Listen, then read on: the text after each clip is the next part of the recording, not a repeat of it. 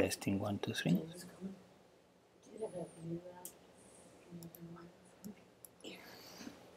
Okay. Ready? Normally I keep the curtains open. Okay.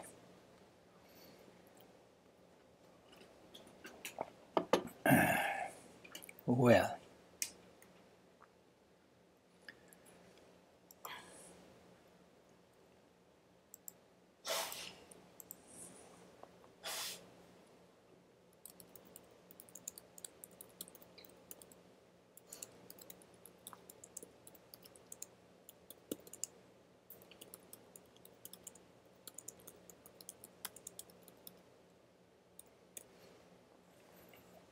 All right.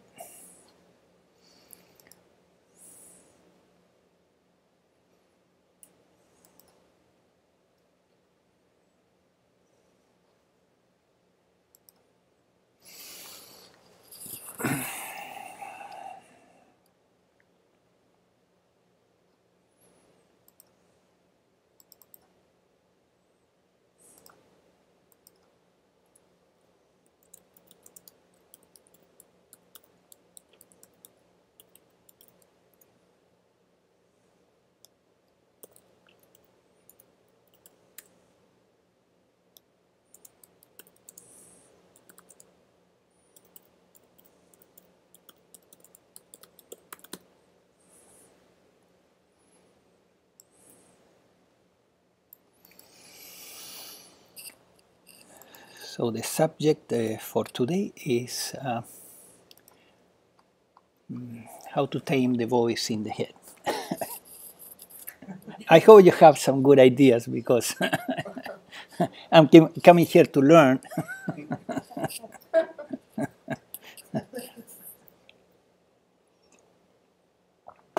Okay.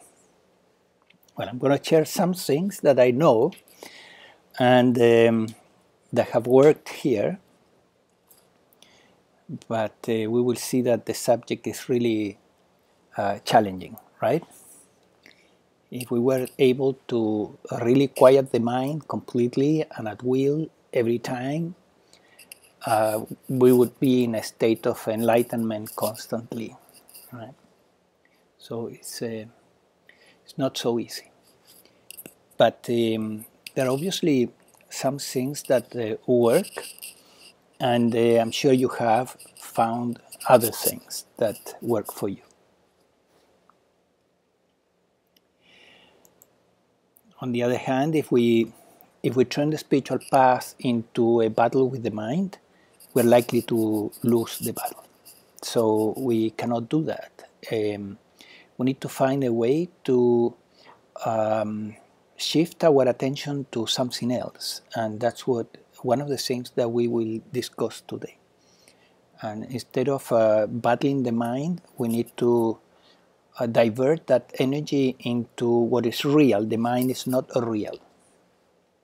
So if it's a trap, and many people get trapped in this, which is they begin to fight the mind to make it silence, and they become obsessed with that, and they turn the spiritual path into this fight, and the result is that years go by, they don't get what they want, they feel very frustrated, very unhappy, and they don't question the basic premise that they are functioning from, which is that the spiritual path is about quieting this voice, right? And making the mind silent. And although this is an aspect of the spiritual path, there is other approaches that are much healthier than this. Okay. So let's begin with meditation. And meditation obviously is an attempt to quiet the thinking process. And there are hundreds or thousands of techniques of meditation. In the beginning, there was just, one or two or three floating in through different venues like the transcendental meditation, that you repeat mantra and things like that, that work for some people, but actually they didn't work at all for other people. So each teacher that was coming from the East were bringing a new technique or set of techniques, and the people were trying these different methodologies, and they were all presented as practically bulletproof, but they were not bulletproof.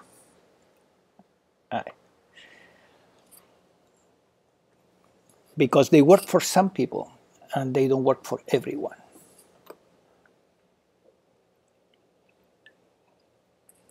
So we will try one meditation technique today that is extremely easy, all right?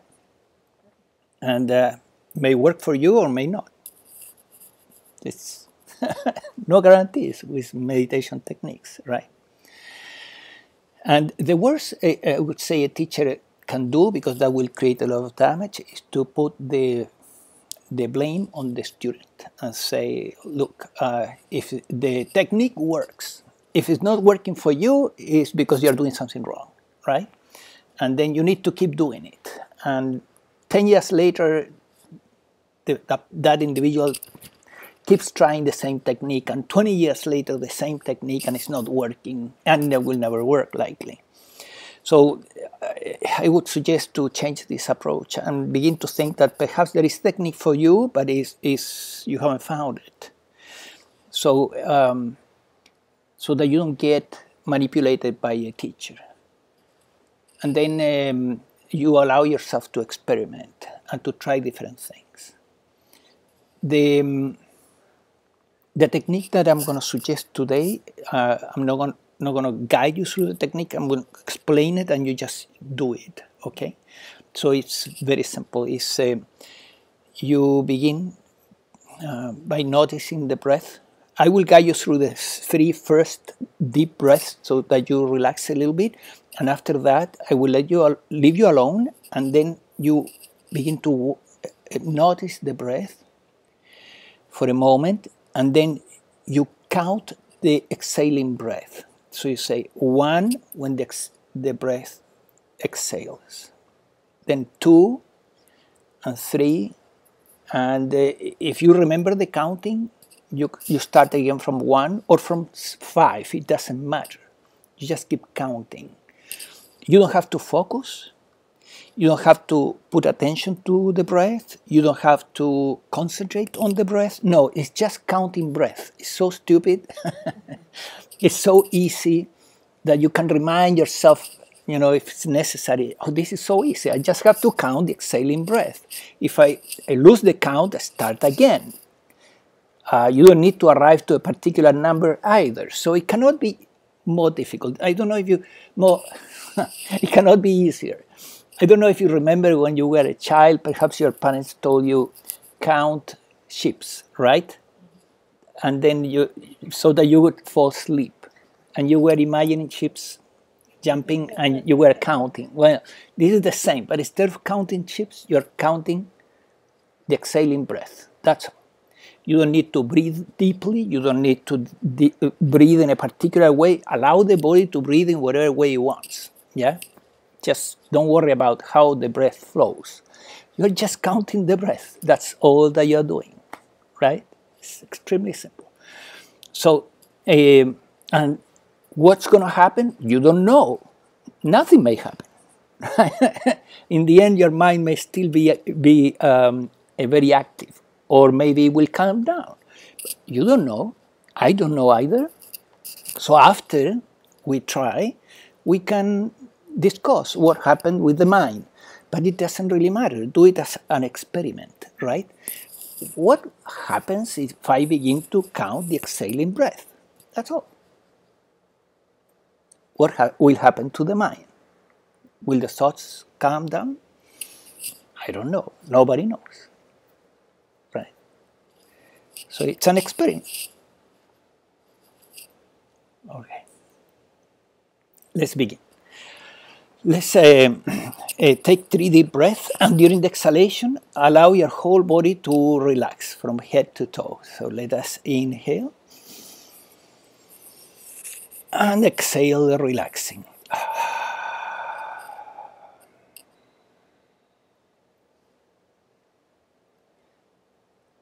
So inhale again. And exhale, relaxing. The whole body from head to toe.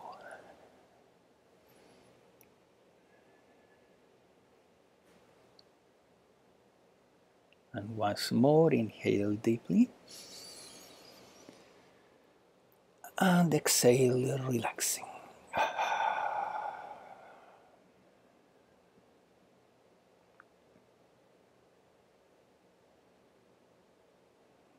Now just simply count the exhaling breath and allow the breath to flow in whatever way it wants.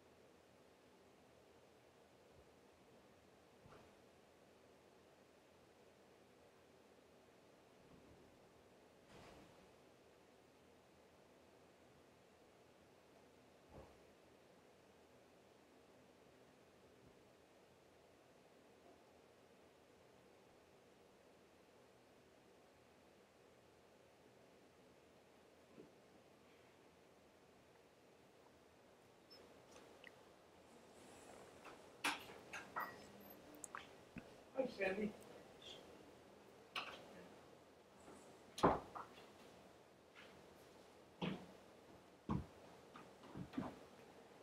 Okay, so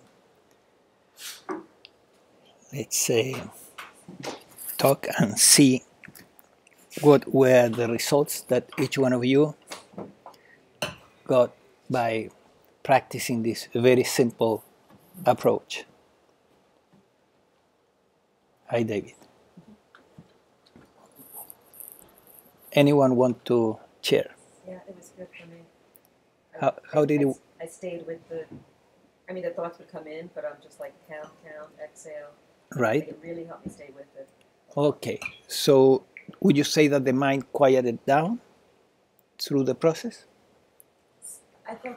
Yeah, the thoughts decreased. Number of thoughts decreased. Yeah, I mean, I Good. definitely was aware of them, but the counting definitely. And the counting kind of was bringing, the attention was focusing the counting. Okay. See, the attention, the attention may wander or may get kind of hypnotized with the breath or with the counting. It doesn't matter. You allow basically everything to be as it is because you're running an experiment. You're not controlling, right? So you just keep counting the breath and see what happens, the exhaling breath. And whatever happens is fine. Sometimes the attention will become very riveted on the breath or on the counting, or there will be thoughts. You allow them to be. You allow everything to be as it is, except that you keep counting the exhaling breath. So it's extremely simple, right? And there is often with such a simple approach, people do get some relief from their thinking process. How was your experience, Tim? Kind of two sides to it. Yes. I'd be counting the breathing and I would notice some very vivid thoughts would flow through. Yes. And then I'd go, oh, I'm thinking, but I was still counting. Yes. So I would notice very vivid thoughts and I would leave them alone.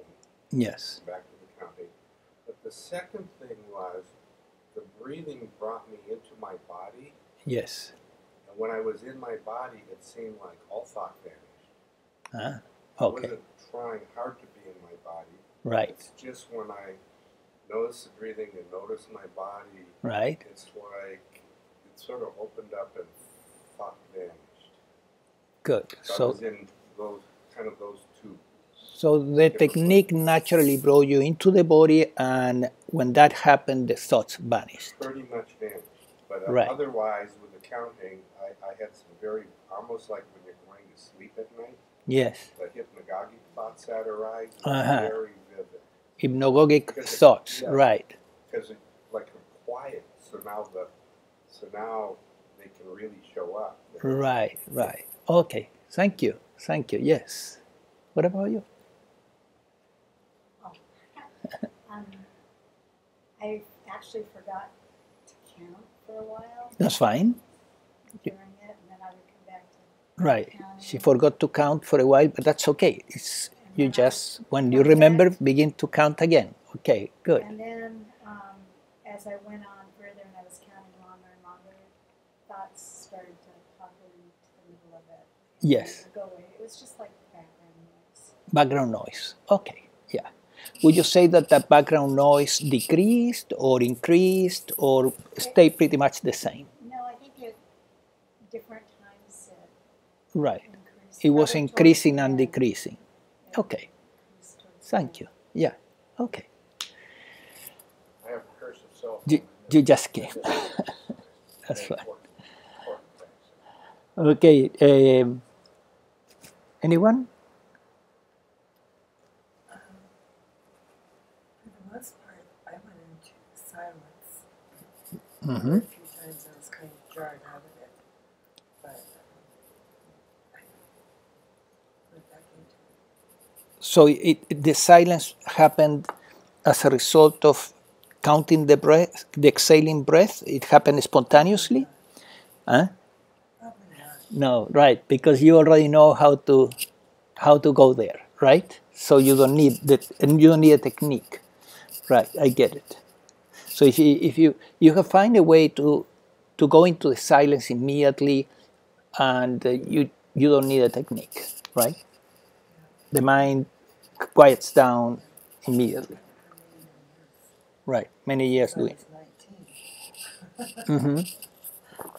Good.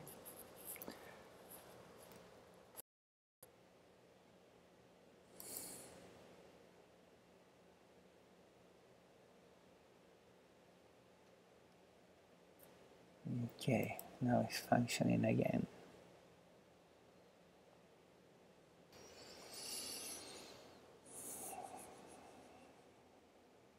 Delicious things about technology.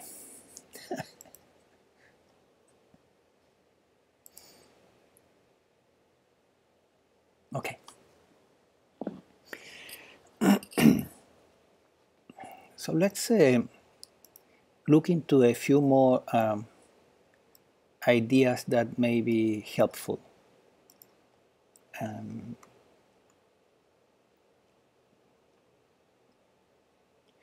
As I said, there is no one technique that works for everyone. So the ideas and concepts that can help you to attain this silence are also unique. So I'm going to share some ideas, but keep in mind that may not work for you. Maybe you will need to have a different insight in order to finally begin to experience the silence in the head. So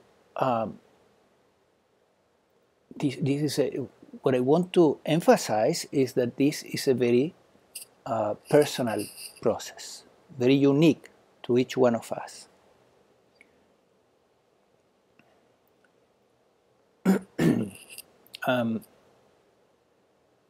I remember some years ago that we just had opened the Brain Optimization Institute in Studio City, and we had with us a practitioner, a neurofeedback practitioner with us.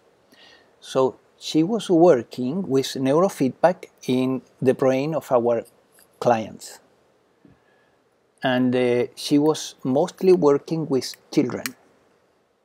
And we were having quite a few cases with autism, Asperger's, ADD, and OD, oppositional defiant disorder, ODD, and also I would say that some of them were more than defiant. They had conduct disorder, which is called CD. So these kids were really problematic for their parents, right? And so neurofeedback is a process that aims at quieting the brain, at least the system we were using, by demanding from the brain to produce very low wave, very low frequencies, very, very low, extremely low. And then if the brain does not produce these waves, then the brain doesn't get the reward. The reward is that the kid is looking at a screen and there is, for example, a sport car there running in a circuit. And if the brain stops producing very low frequency waves, the car stops, and then they don't get the reward of moving the car around the circuit.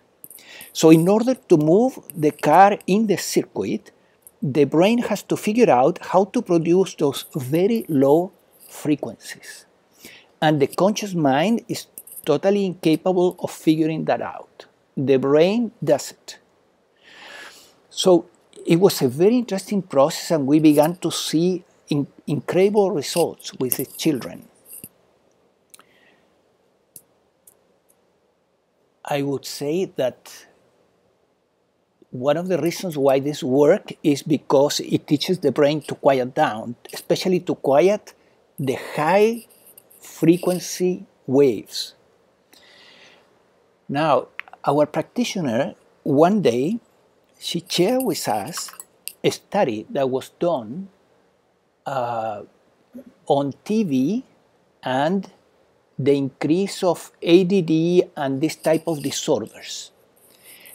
And what they found in this study was really amazing. They found that as the cable TV began to penetrate into the different towns and cities in the United States, the number of cases of ADD skyrocketed. So the more TV these children were watching, the more activated their brain became. So the study was indicating, the results were indicating that the increase of TV hours in children had created this epidemic of ADD, which is too many thoughts. The ADD means attention deficit disorder. It's not that you have an attention deficit, no, they have the same attention or awareness that we have. It's just that the attention or awareness is being distracted by too many thoughts, right? So the problem is not in the attention, the problem is in the thinking process. And the thinking is disturbed by very high frequency type of thoughts, right? Not only alpha waves, but higher, beta. And then above beta, there is something that I think is called gamma. And they are very high frequency waves. And then, apparently, the TV was disturbing the brain, and the brain was getting in entrainment with the frequency of the screen. The frequency in the screen is 60 cycles per second, right? And the alpha waves end at, I think is a difference there, but I think it's about 9, 10, I don't remember, 11 cycles, and that's it. If you go above, then you enter the beta, right? Which is the type of waves when you are very active with your mind. And then you can imagine 60 cycles per second. So this, what it means is that in a way, we see the screen being steady, right? Like it's always on, but it's not on. It's vibrating on and off 60 times per second. And the brain begins to enter into entrainment with the TV. Now, I don't know the technology of the computer LCDs, but my subjective experience is that the brain gets also hyperactivated by looking at the LCDs in the computer screens. And in fact, when people are having problems to sleep, I recommend that they don't watch the YouTubes or computer screens right before they are trying to sleep, because likely they are going to get the same problem, right? An hyperactive brain.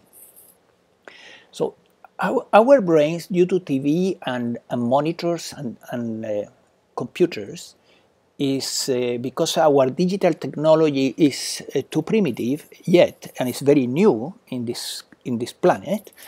We have activated the brain a lot, right? And the ADD symptoms are rampant. And this might be not just the one reason, but one of the reasons. So if you want to have a more quiet brain, I would recommend that you consider cutting down somewhat your time in front of screens, whether it's a TV or computers, and see if that makes a difference, right?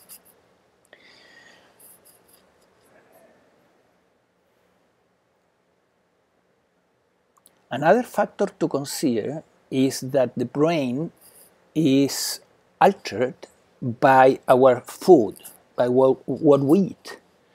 So the brain has two systems. One is excitatory and the other one is inhibitory. The excitatory system tends to produce more thoughts, and the inhibitory tends to quiet down the mind. You need more energy to keep the inhibitory system in good conditions. Yeah, you need more energy to quiet down the thinking process than to exacerbate the thinking process. Therefore, the inhibitory area of the brain is more vulnerable and can easily get out of balance. And it can get out of balance also not because of too much TV and computer screens, but also depending on what you eat. If you eat too much sugar, for example, if you eat too many carbohydrates and your glucose levels begin to spike, yeah, or if you have an imbalanced diet where you don't have the amino acids necessary to produce the inhibitory neurotransmitters, which for the most part are GABA and serotonin, which are produced from starting with particular amino acids, then your brain, the inhibitory part of the brain will not work correctly, right? So we need to take care of our diet too. And this is something that has been around for thousands of years. The yogis in India always were concerned about their diet. And the purpose of having a yogic diet in their case was to have a quiet mind, because they wanted to have a quiet mind to meditate, right? You may not be particularly into meditation, and I don't think it's necessary, but we do want to have in our everyday life a more quiet brain because we will be happier, right? And your diet affects that. So there are certain paradoxes, just to prove the point, that are very interesting. Dopamine, for example, which is the neurotransmitter that controls the frontal lobe, is a neurotransmitter that has two actions. One is inhibitory and the other one is excitatory. However, when the frontal lobe is not working correctly, like in the case of ADD children or adults, then the thinking process skyrockets. The prefrontal cortex has innervations that penetrate the whole brain. And the purpose of the prefrontal cortex is to inhibit the brain, to calm down the brain. So, but the prefrontal cortex is controlled by dopamine.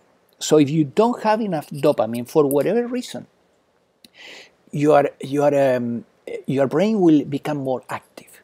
So caffeine, for example, which I'm taking now, coffee, what does is that it holds dopamine in place so that your dopamine levels will tend to increase.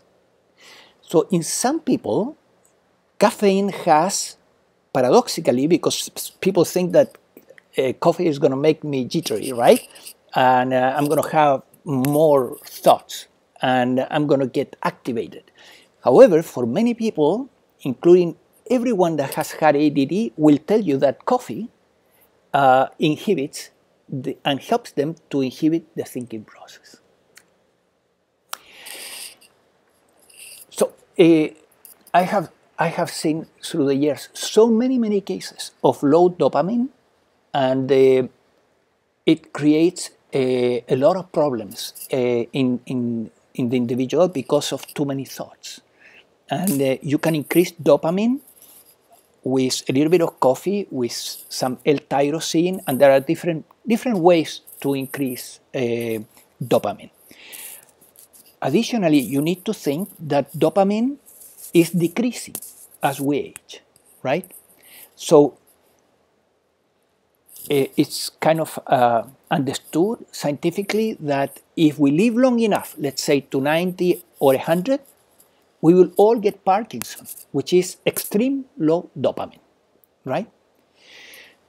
Because there is an enzyme that is increasing as we age, and that enzyme is neutralizing dopamine.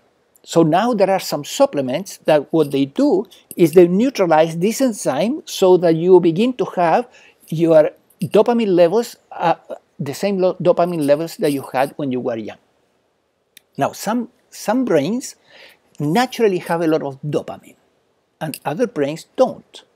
So you need to know your brain, what type of brain I have, right? Do I have a brain that is loaded with dopamine, I don't need to even worry about it? Or do I have a brain that is, on the contrary, is low in dopamine, and now as the aging process progresses, then the situation is going to get worse, right? And then I need to take some supplements to compensate. Dopamine is a big part of this issue, I tell you.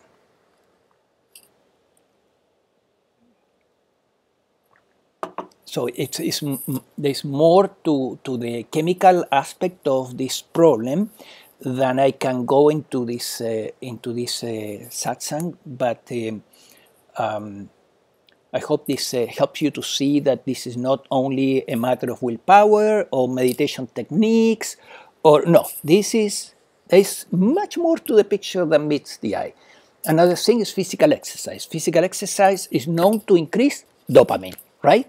You increase dopamine, the mind gets more quiet. Yes? How does an individual know how much dopamine their brain has? Okay, that's a good question. So Diane is saying how an individual knows whether they have enough dopamine or not.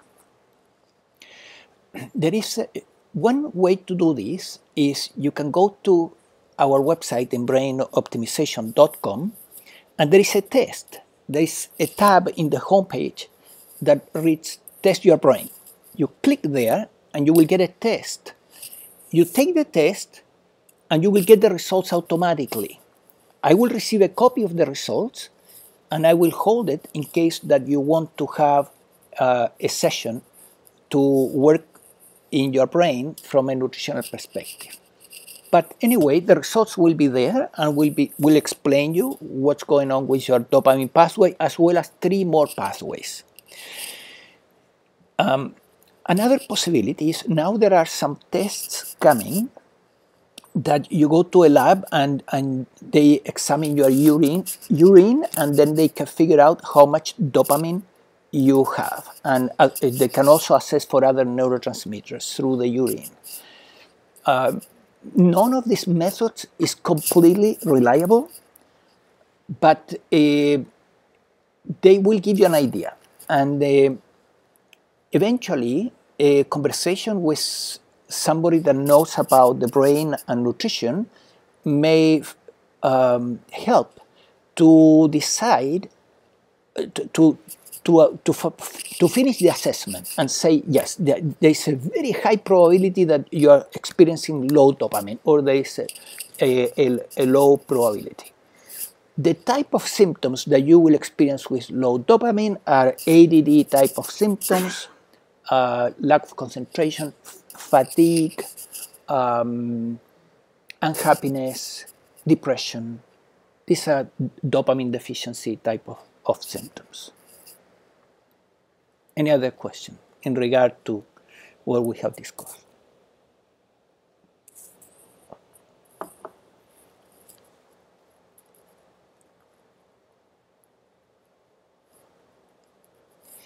Okay, so let's move into other aspects that have to do with the same subject, but that are not biochemical or related to frequencies.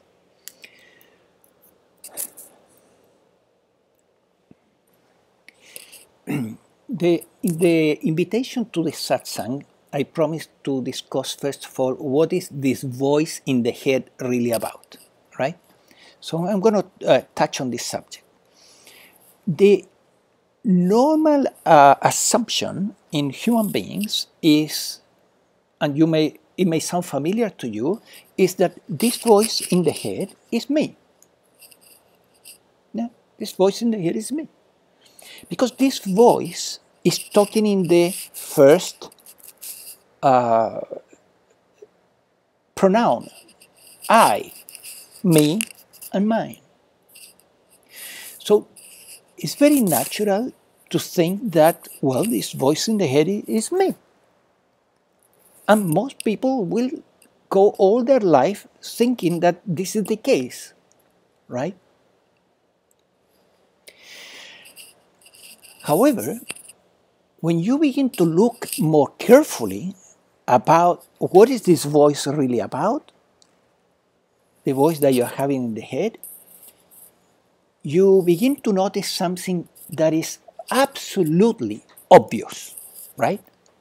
It's absolutely indisputable.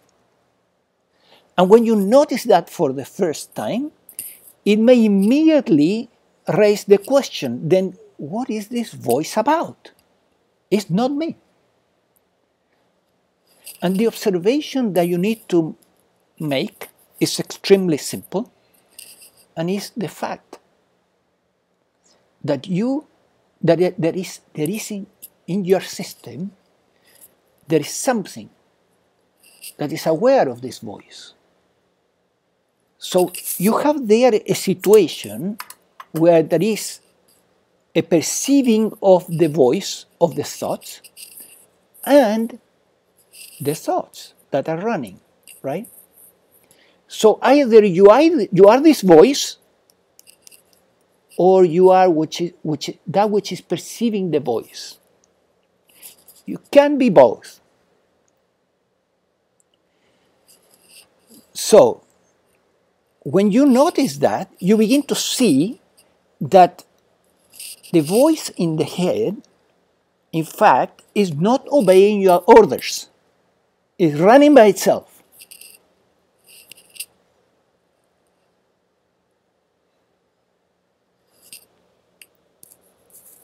And therefore, whether it uses the word me and I and mine as if it were you, this is a syntaxis problem. This is a wording problem.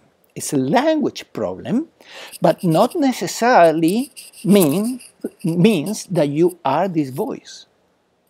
This voice is not you. This voice in the head, it's simply a voice in the head. And you are aware of it. Or we could say you are the awareness that is looking at it.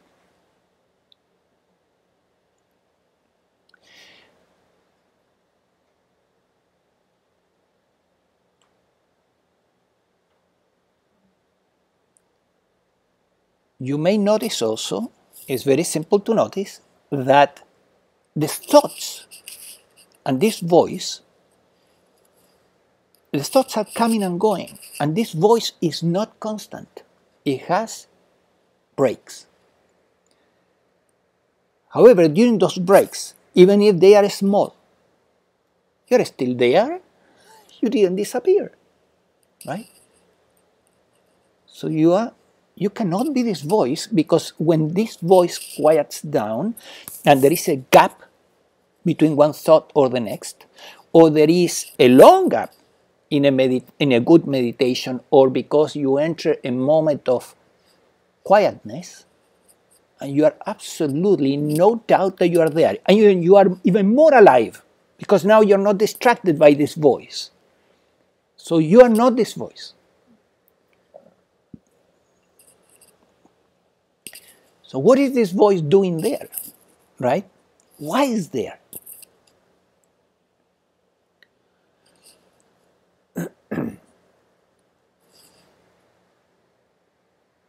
One way to look at it is that the voice is an expression of how the programs in your mind-body system is interpreting the outer reality, right? The sensory reality. So there is a sensorial experience, and then this voice is constantly interpreting that sensorial experience according to the programs that are in the mind-body organism that have been the result of past experiences.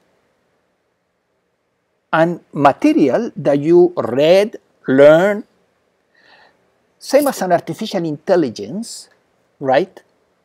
A computer grabs an artificial intelligence working through a computer, grabs information from the environment, stores that information, and then uses it.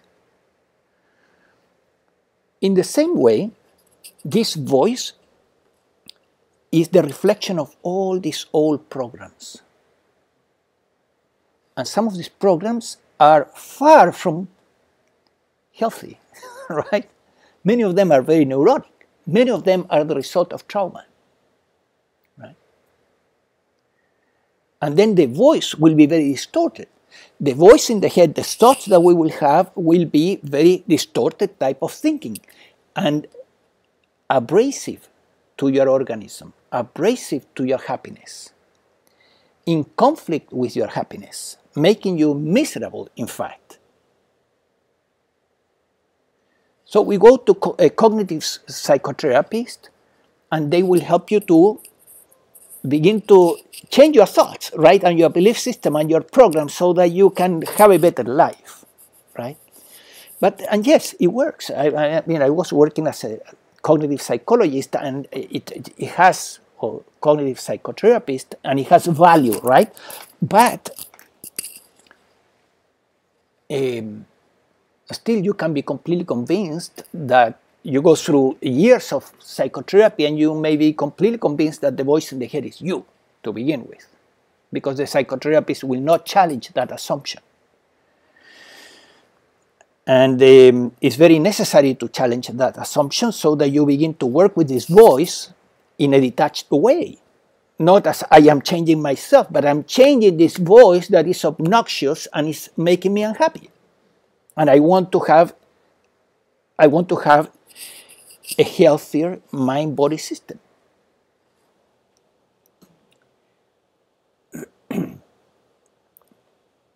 So why this voice does not stop talking?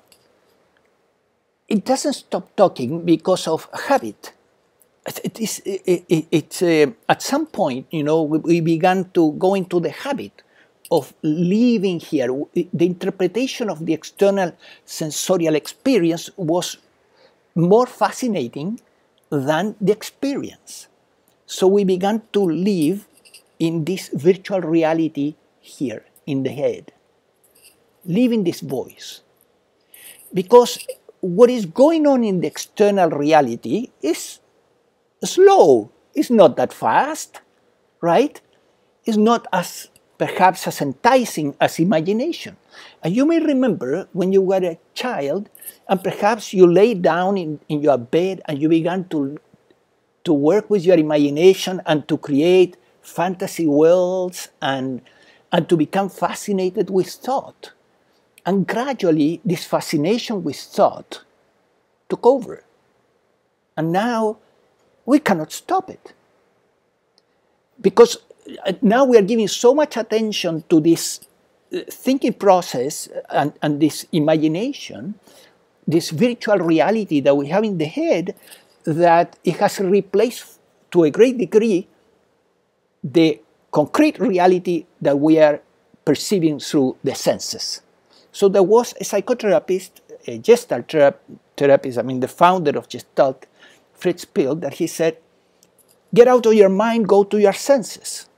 What he was trying to say, you know, is give attention to your sensorial experience instead of keep giving attention to the thinking process, which backfires because the more attention you give to the thing, the more you feed it. And here it comes, you know, the great key point to this. And it's that you can begin to silence this voice if you stop giving it your attention. Right? And attention is not mind. Attention is what is looking at the mind. And this is a confusion that we see a lot around, people thinking that attention, which is the same as awareness, but directed to something, that attention is mind. No, attention is what is looking at the mind. Attention is what is looking at this alternating thoughts, this voice in the head. And you are much more closer to the truth when you say, I am awareness or I am the attention that is looking at the voice in the head, than when you think that you are the voice in the head. Never identify yourself with the voice in the head. You're not the voice in the head. You are the awareness. Now, if you change the awareness, you change the attention from the voice in the head to the sensorial experience, to the here and now, what is being fed through the senses, through the eyes, through the ears, through the smell, through the touch, through the tongue, taste. If you change the attention into the five senses, then what happens is that this voice begins to quiet down, right?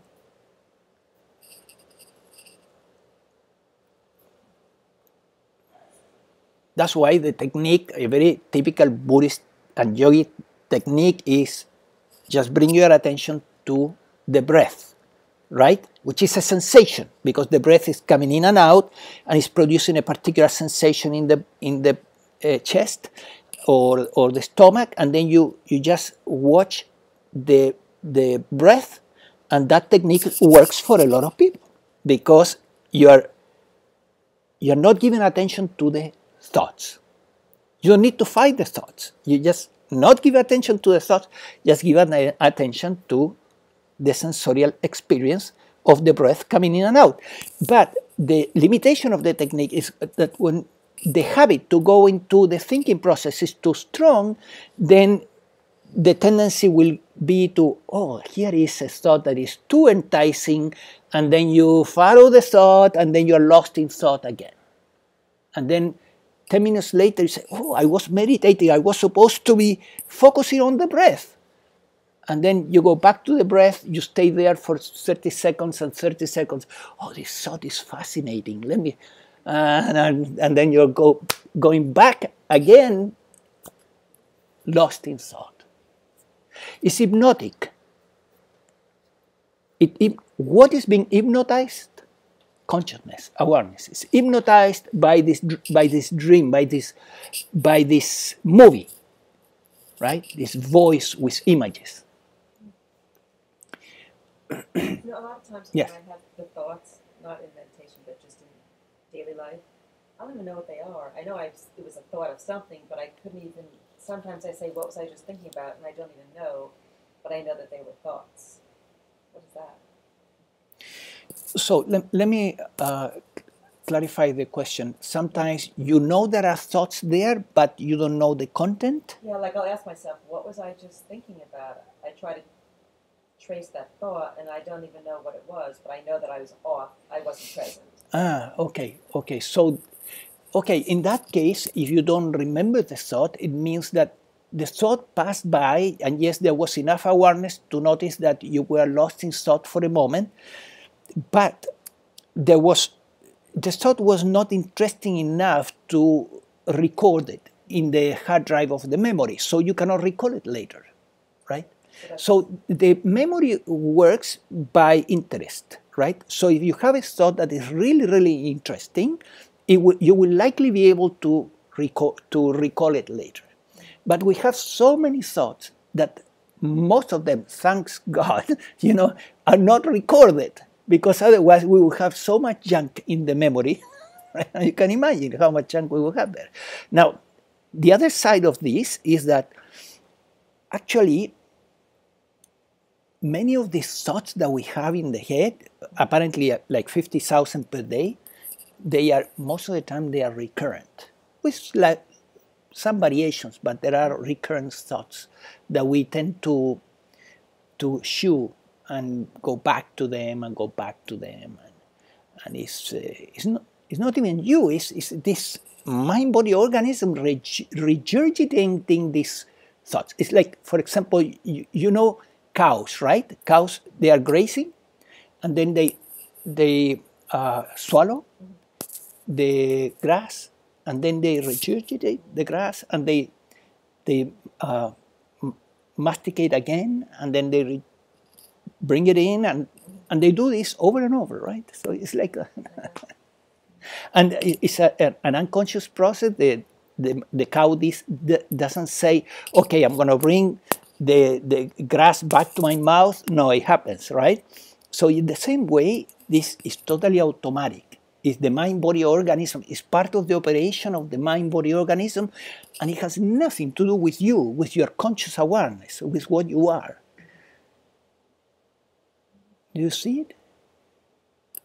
Yes. Are you basically saying that the older a person gets, the more stimulus they take in? The brain's like a computer on the internet, and it's time to clean out the cache?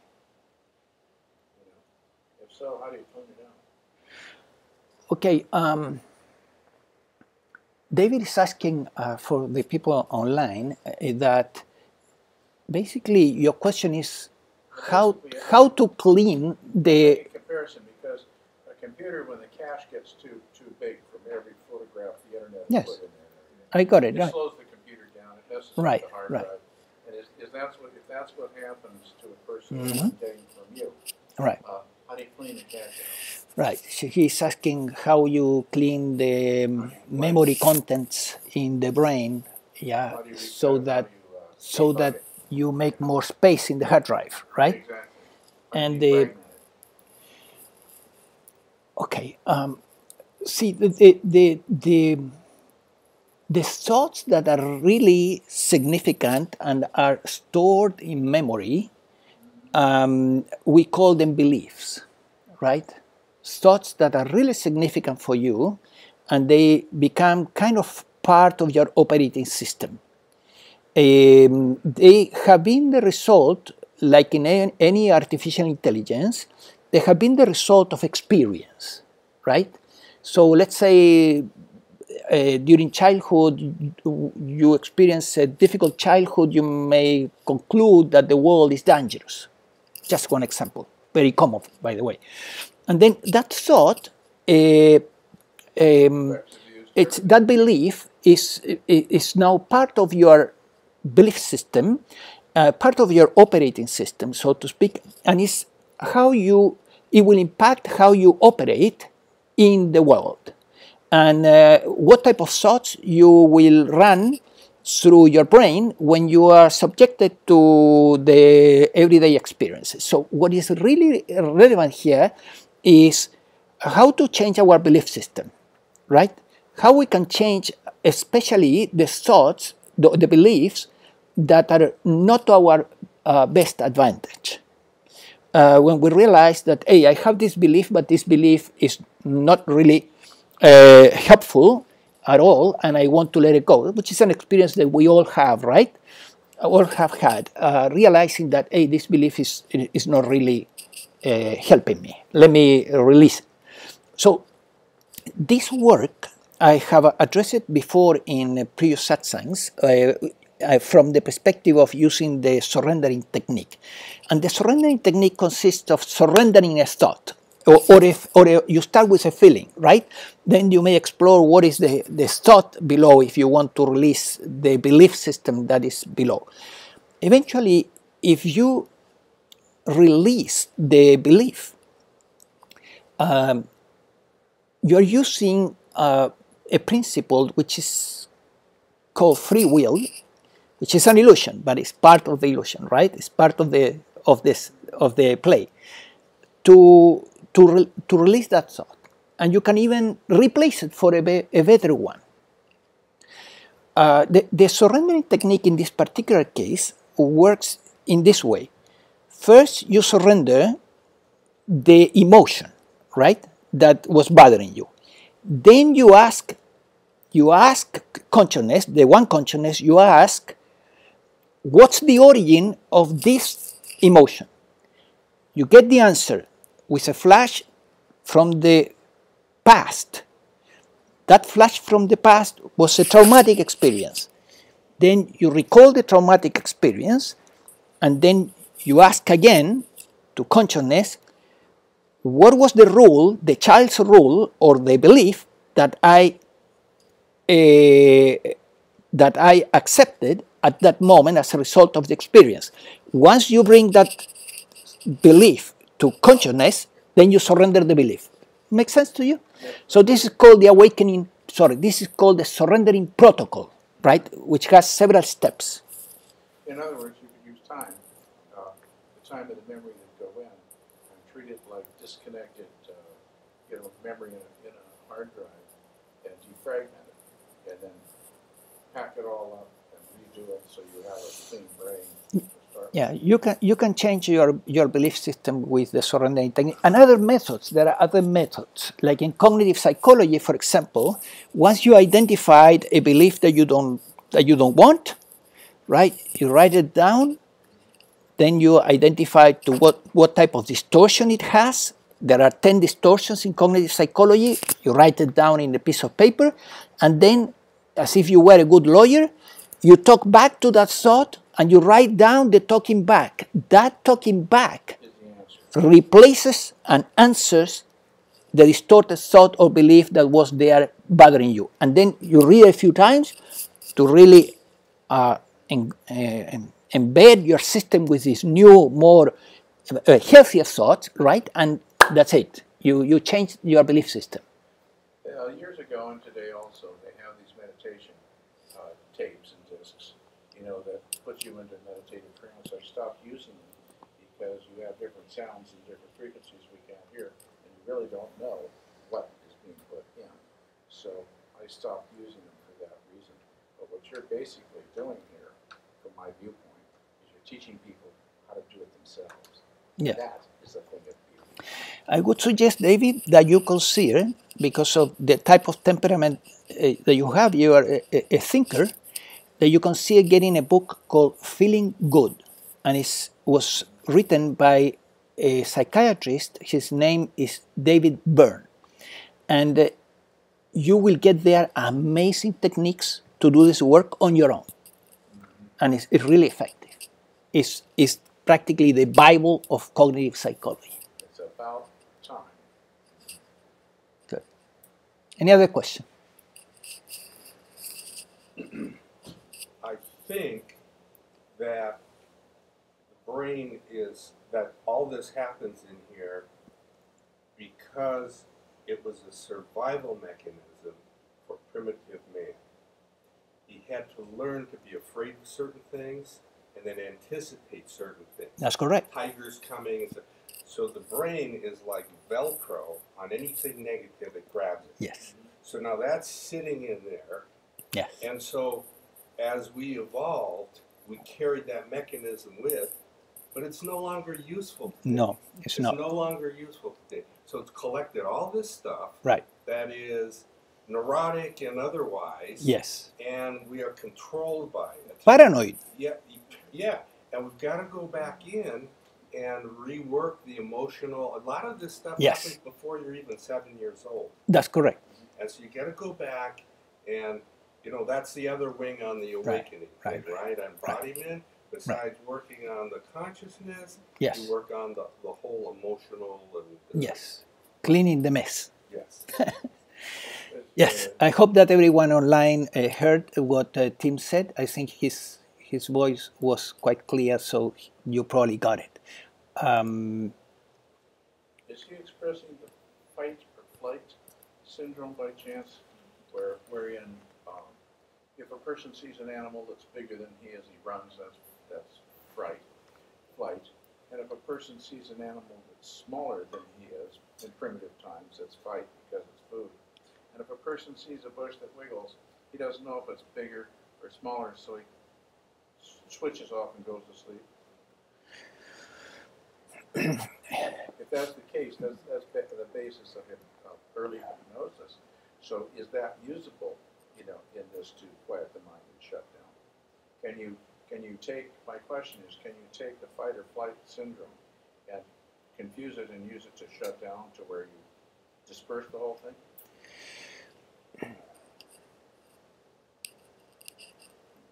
I don't think I'm understanding you, but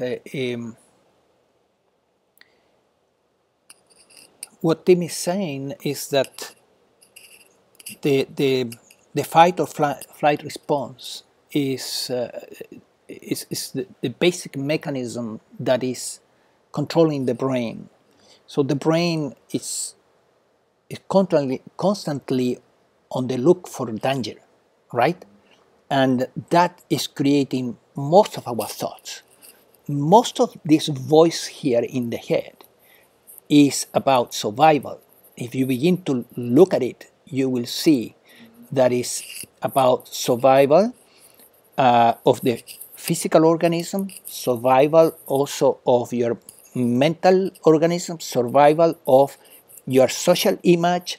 This voice here, is very paranoid, and there are levels, and levels, so that at some point the individual has crossed the line and is diagnosed with paranoia, right?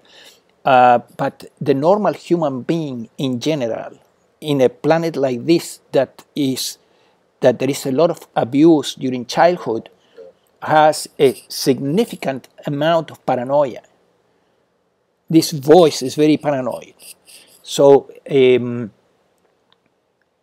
that's why it's not our friend. As I said there, this is not your friend, your most friendly voice. It's not even a friendly companion to have in your head. You want to decrease the number of thoughts, to shut it down, so as much as possible, at least, because it's not your friend whatsoever, and it's making the life of your life, or the life of human beings, quite uncomfortable. So when you discover, first of all, that you're not the voice in the head, and it becomes really clear to you, and you really see that you are awareness, and that awareness is impersonal, it has nothing to do with you as a person. That awareness is undifferentiated. It's the one awareness that is looking through all mind-body organisms in the universe. So when you discover that you are that's awakening. You awakened from your fake identity as so-and-so, which is mental. It's just the voice in the head repeating thoughts. And then you discover that you are pure awareness, undifferentiated awareness. And that moment, we say that was the awakening, right? And still, it will not completely disarm this voice in the head. Disarming the voice in the head requires further work that is called embodiment. Yes. So, when I think about like a lot of what we're talking about with regard to strategies, one of my favorite lines is, you become what you practice.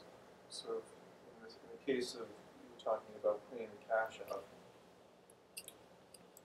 well, to me, if you spend time in silence and being quiet, I think silence is, perhaps the greatest teacher of all. So, you become what you practice. I mean, the more time you spend in silence and quiet, the more you amplify your being, or as John would say, awareness. Yes. And you get incredible insight and contrast. Yeah. So I think from my experience, a lot of letting stuff go, cleaning stuff out comes really just from the practice of being quiet and just starting to gain that insight and perspective of who am I when I'm not my thoughts. So then the thoughts get exposed, if you will.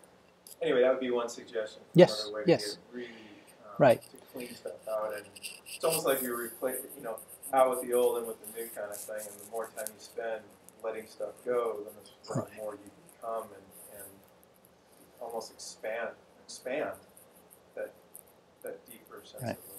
Yeah, I very much agree with Alan. We need to spend time in, I won't call it silence, but at least relative silence, right? Yeah. So that, because as he's saying, you become what you practice. Now, this may sound like I'm recommending sit down and meditate, right? And I'm not.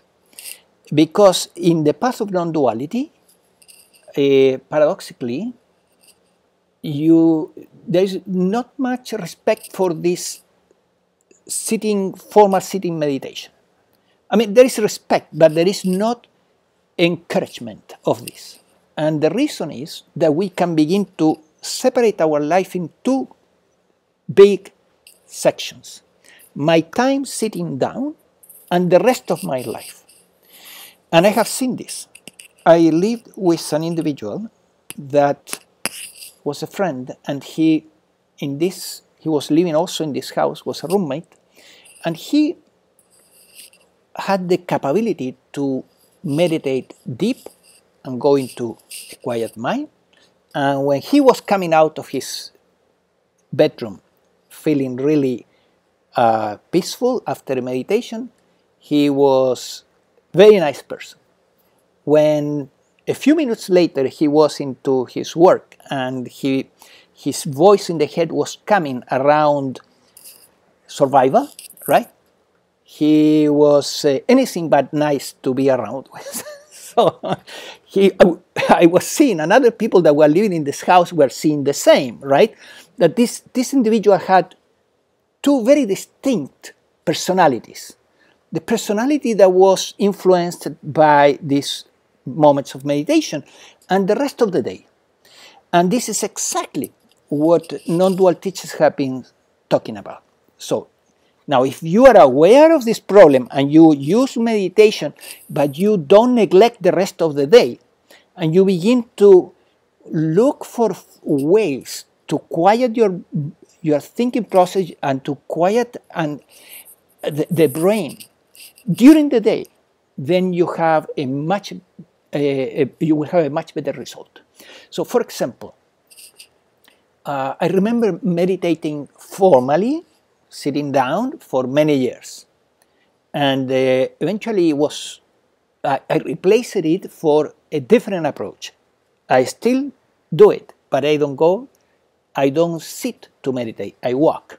So I go for a walk, and then, but this is meditation time for me. It's the time to open the focus of awareness and walk in open awareness so that the mind becomes quiet.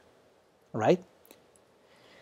And here we are heading into something very interesting, which is that if you want this voice in the head to quiet down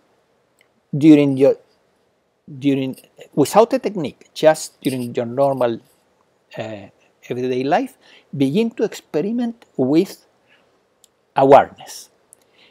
Awareness is something that is malleable. It can narrow focus or it can open. It's called open awareness, right? You can be aware of just one thing in this room, or you can be aware, you can open the focus and notice the peripheral vision and become aware of the whole room. That's called open awareness. You can become aware also of the sounds in the environment, and then the awareness opens even further. You can go for a walk and become aware of the birds singing and also the sky, the trees, the cars, the whole environment. You begin to embrace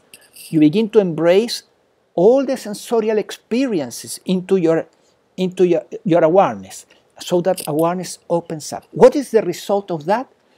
The mind immediately comes down. It's instantaneous, right? What may take a long time to do through a meditation technique, it's almost instantaneous if you open up the awareness. So nothing wrong with meditating. Please don't misunderstand me, especially if you have been mastering a technique, you have mastered a technique that allows you to go into silence pretty fast, like it happened to Diana a moment ago, whatever method she used. That is a great gift, right? And you are already there, or for whatever reason you get it, use it. Use anything that works for you. It's personal. This whole thing is very personal. I'm just suggesting new ideas. What Alan is doing, using meditation, and it's working for him. I know it's working for him because I know him for several years, and it works very well. So he goes deep in meditation, he goes deep into the silence, and by all means, keep doing it, right? And do it even more if you can. But bring it into in one way or another into your everyday life, of course. Meditation and action. Meditation in action, exactly. Bring the meditation on with Question. Yes, David. I used to do a lot of flying and I loved it.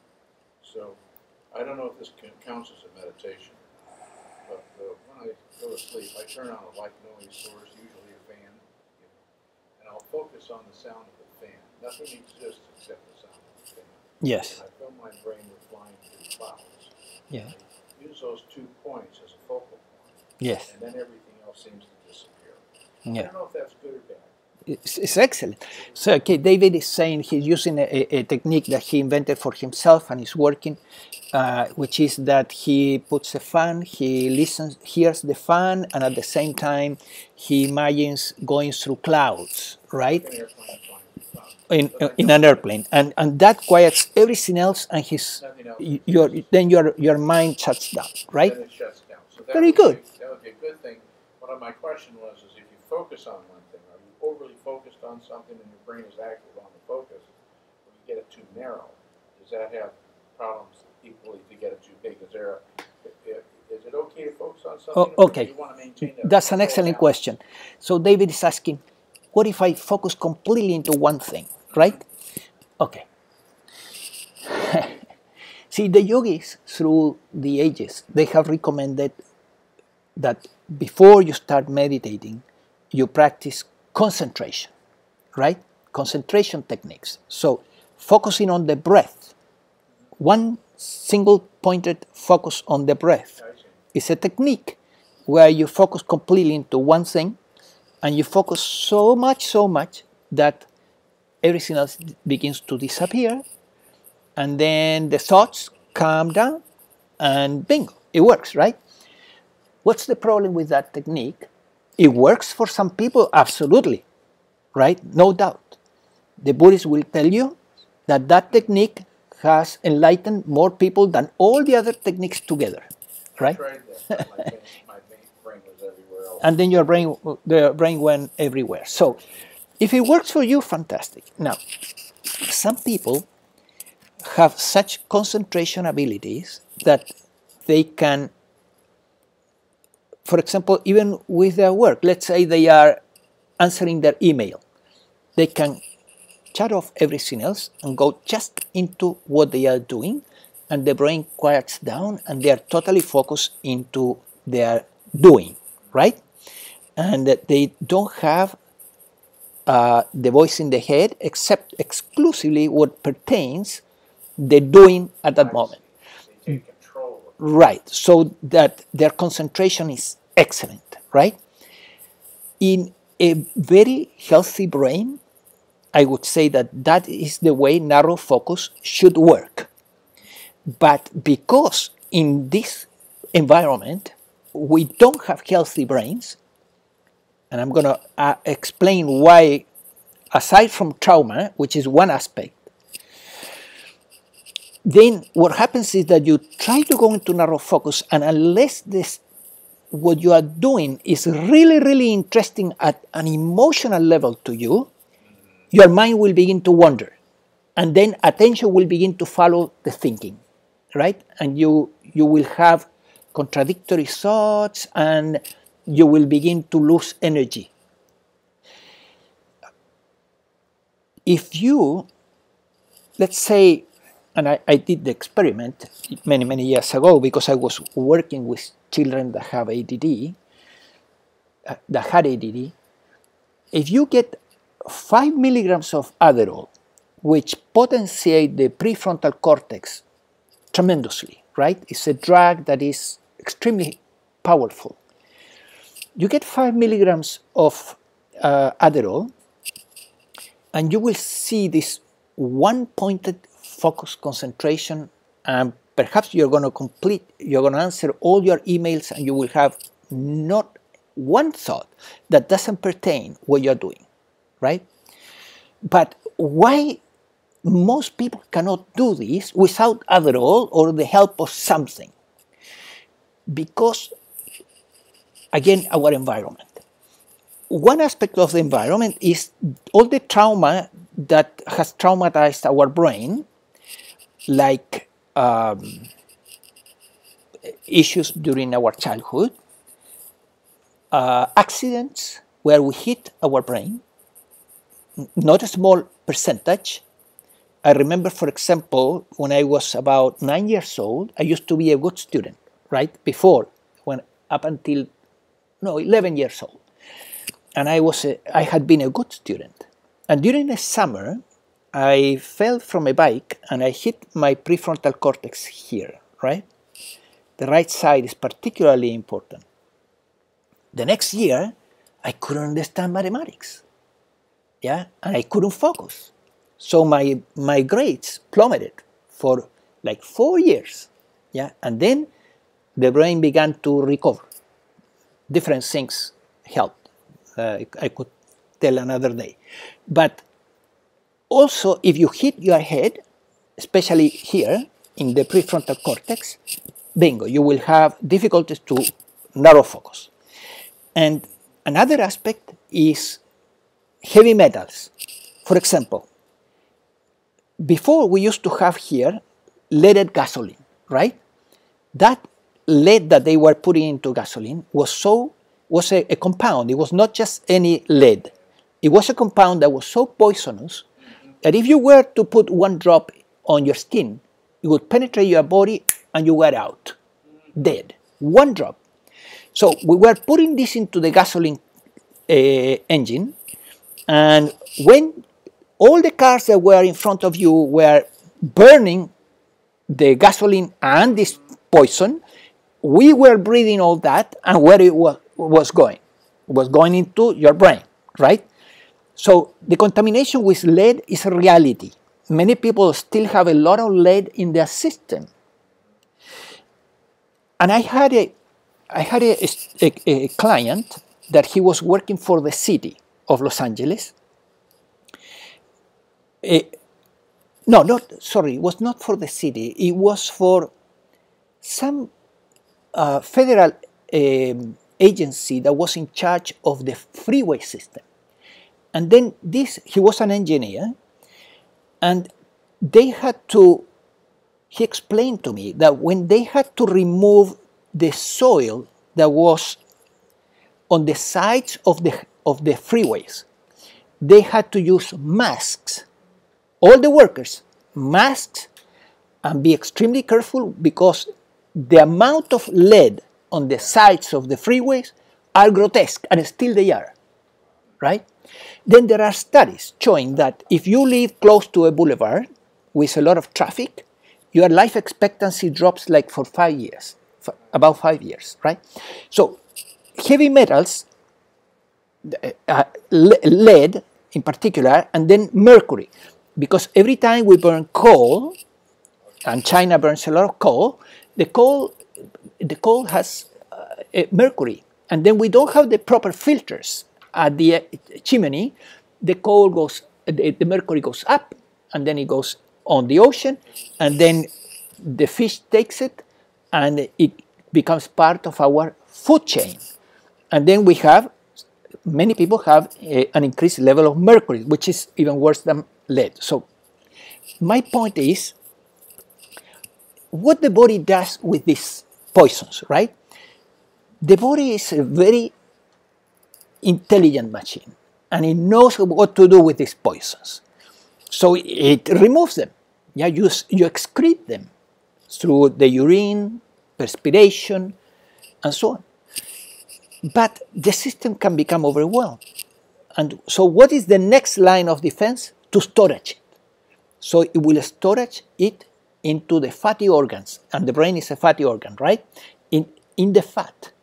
And then, but gradually that fat will be used, and then the mercury ions and the lead ions will be released, and then you will feel bad for no reason. And it is that your body is contaminated internally with these things. So what do you do?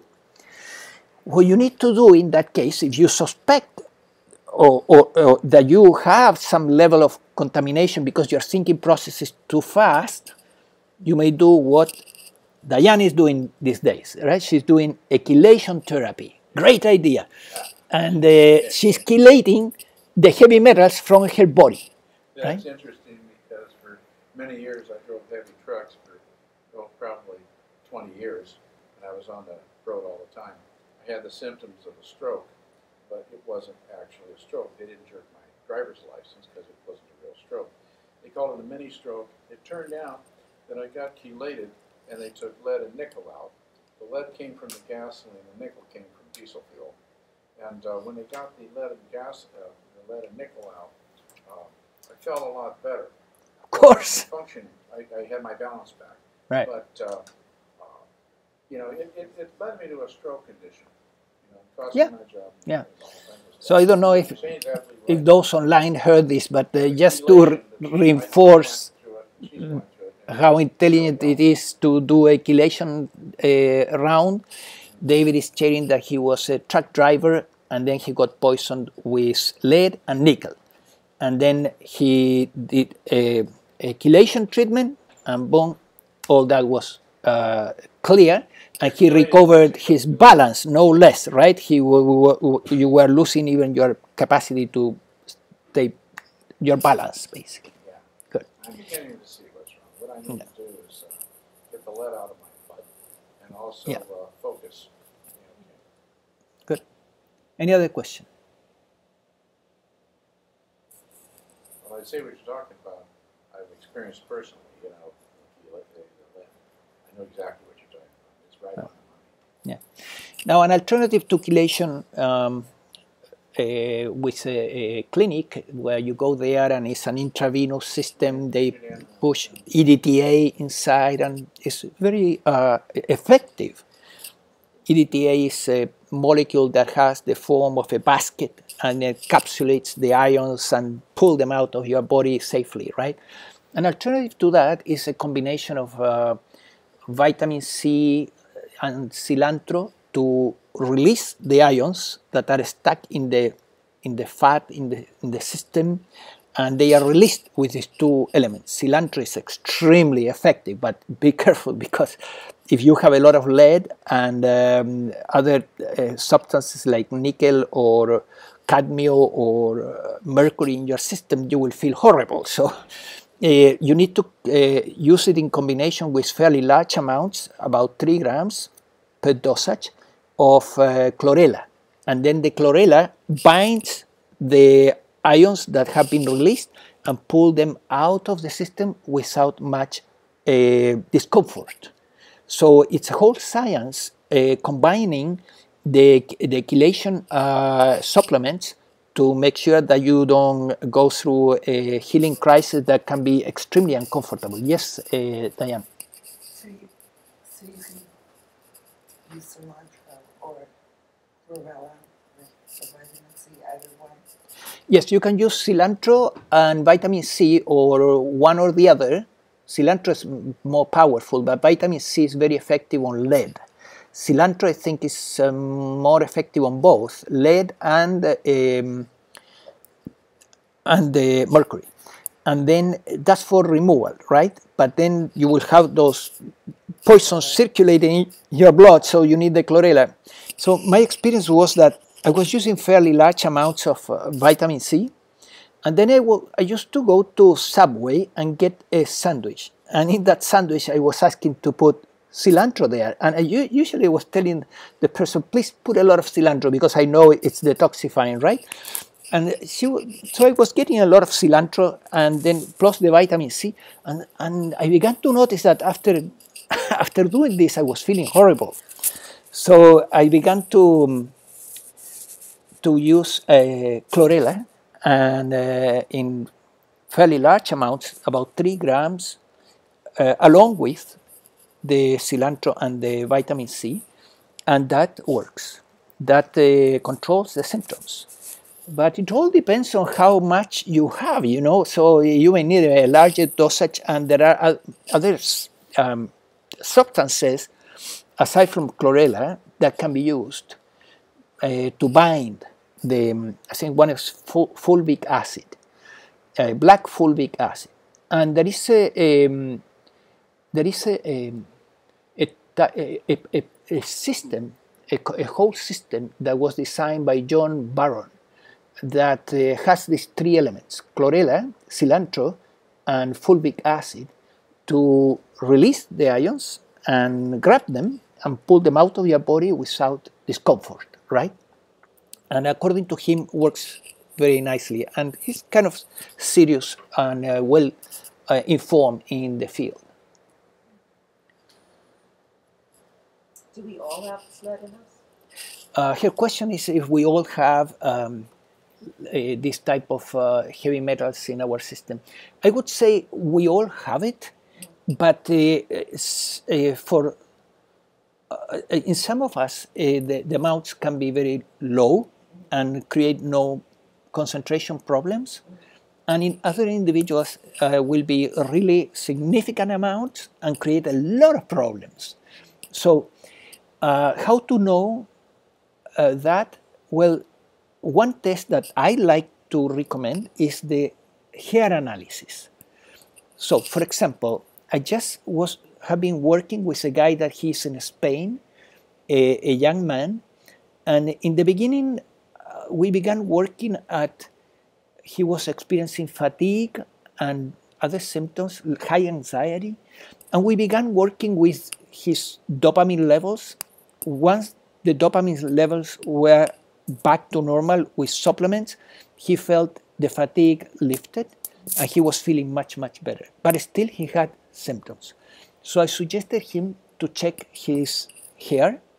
He did a test and he had a huge amount of lead. Now, he was born in Chile, same country I was born, and the lead gasoline was removed just so many years ago. So he grew up in an environment with lead gasoline, and his levels of gasoline of lead in his hair were very, very high. So he's doing now chelation. Now, the hair is very interesting because the hair is an elimination organ. You eliminate heavy metals through the hair, right? So you can conclude in an absolute way that because the hair is indicating high levels, higher than normal, that you have a lead contamination. But it is likely, right? Means that your body is eliminating lead through the hair, excessive lead. Yes. That's why the medical people called it, what did they call it? They called it a stroke instead of lead poisoning, because we're protecting the gas companies. Okay, I can buy that. Mm-hmm. Yes. Let me see if I answer all the points. I just wanted to bring up something that a Greek teacher said about the voice in the head. Yes. He said, take a pencil and paper and for just half a day, write down all your thoughts. And then he said, read them at the end of the half a day. And he said, when you see how crazy they are, he said, if that was a roommate who was living with you, you would kick him out. That's correct. And yet that's in your head. That's so correct. That's a very good way for people who don't quite understand. They can get a real hit on just how negative that voice. How negative that voice is. With someone living with you, you go, I'm not going to live with this person. Yeah. It's, So I thought that was a real good way of Yes, it's an excellent exercise, and cognitive psychology also is very much as a methodology is very much in favor of writing down your negative thoughts, because then you can see the enemy in front of you, right? Otherwise, it's like it's in the head and it just passed by too fast. So let's say you are trying to swap a fly inside the room, right? And you try here, and it's too difficult to really hit it. But when it goes to the window, then it's easy. So when you write it down, when you write down a thought, like a team is recommending, you write down a negative thought, you see the enemy right there, right? So you can do, you can use a cognitive psychology approach and talk back to that thought, and also notice the type of distortion that is in there, or you can do what Tim is saying, which is start disbelieving this voice in the head, realizing that it's not your friend, it's not rational, it's irrational, it's quite paranoid, and you better start disbelieving your thoughts. And if you can kick it out of your life one way or another, by all means do it, fire it. You will be much happier. Yeah. I did something Yes. like that with somebody once, where they were catastrophizing about a lot of stuff. So I had them sit in the chair, and then I had a ledger. On the left side of the ledger was negative thoughts, and the right side was positive stuff. So for the first, literally 10 or 15 minutes, I was just writing down a lot of negative stuff, and then it was less and less, and then there was a little bit on the other side, positive side, and it was just unbelievable how, as he just let stuff come out without trying to control it, it eventually went to the positive side. And all of a Yes. sudden, he was talking about positive life. Positive things. But he had to get through literally, it might have been 20 minutes of just negative. And so if that's recycling in your brain, but that's why I think meditation is so important. If you don't have contrast where you can watch the head and the thoughts and what's expose it, then you're part of it, and you don't really get that contrast. And that's why I personally think stopping, sitting. I mean, I think walking in meditations and other ways of meditations and engaging life are great. But for me, if you're not stopping and eliminating stimuli, eliminating it all towards you and your pure awareness and watching, it's hard to get that contrast and that perspective. Someone like you, John, who's been so in tune with awareness for so long, I think your open focus and going in for a walk can be as penetrating as someone who's sitting. But I think for people that don't have your experience, not that people can't go for a walk and have a great meditation, don't get me wrong, but I personally think from my history that if you're not isolating yourself in a situation where it is you and awareness and learning what thoughts are manifesting, if you don't have that contrast, it's hard to get that. Yes, I agree. Unless you have deep experience knowing wherever you're going, you're in awareness per se. Yes. Yeah, so what Alan is saying is that you need contrast. The contrast is between being lost in thought, that's the normal human experience, which is painful, and believing all these weird ideas that are and movies, negative for the most part. Or the other possibility is to be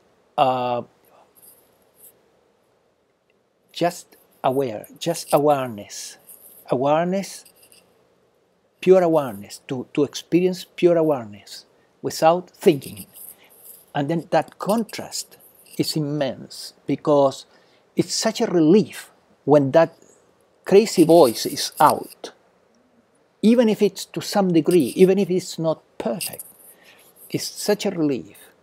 So, and the only thing Alan is recommending meditation, and I know this is valuable for a lot of people.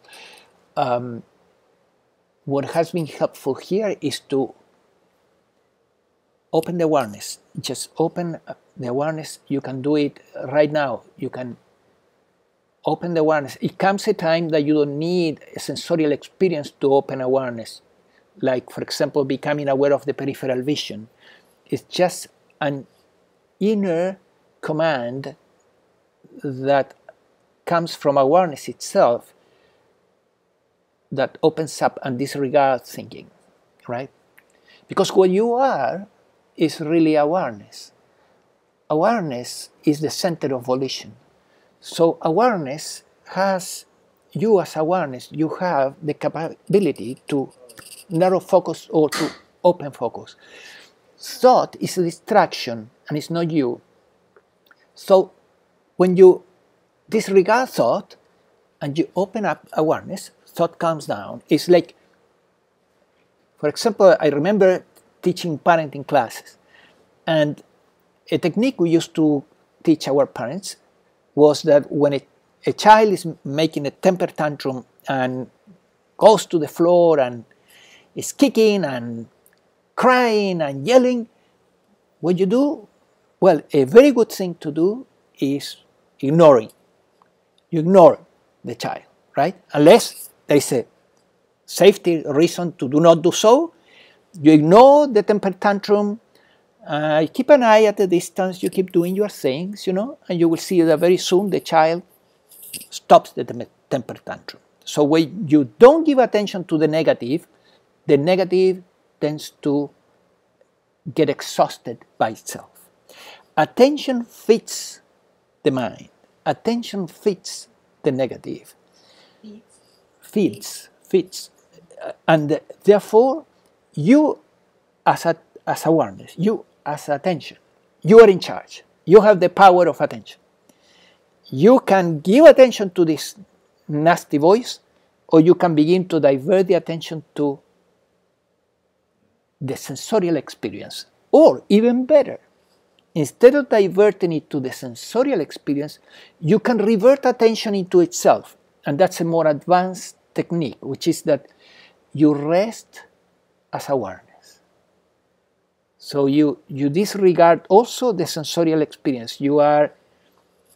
Awareness begins to rest in itself, in an open, focused, resting awareness state.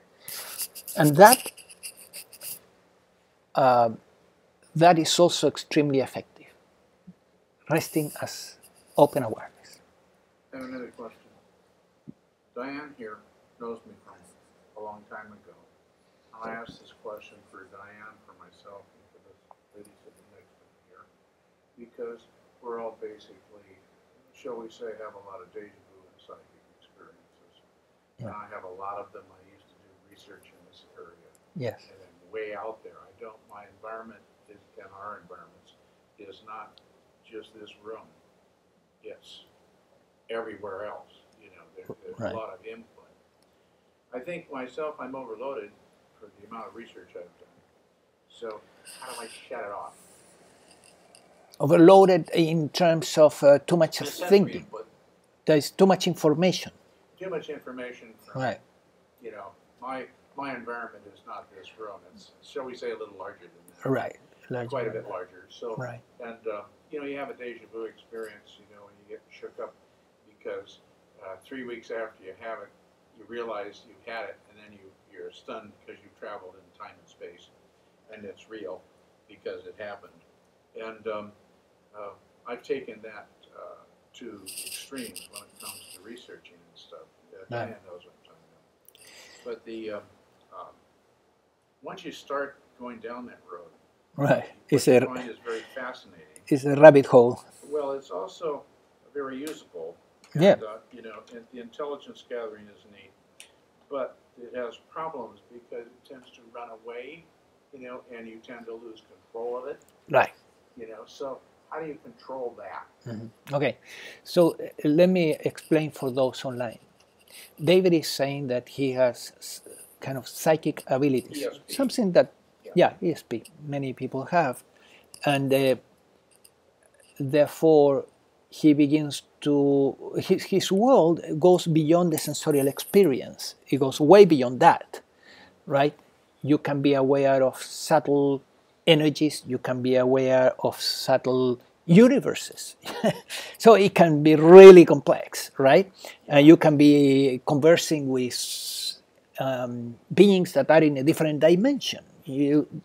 All these psychic phenomena, by the way, tends to happen naturally at some point if you begin to practice meditation. In the spiritual path, it's understood by the yogis and many others that at some point psychic phenomena will begin to kick in, right?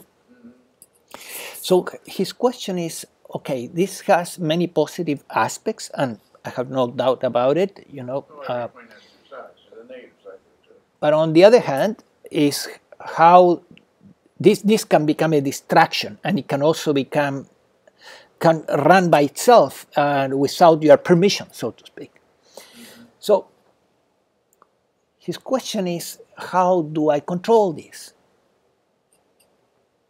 I try to control it by keeping it out of emotions into physics, into looking at hardware, and keeping the human element out. Yeah. That's quite a bit. Well, first of all, I have to say that because my experience with ESPs is very limited, I guess that I'm not the right person to answer that question, because it would probably be, you would probably like to consult with somebody that has walked through that path and were able to solve this particular aspect of that path, right? What I can say is limited, but at some point in my own process, I sensed that telepathy was something that could become available, right? And I rejected it. I don't want in my head, telepathic abilities. It's a distraction. So I said, no, thank you.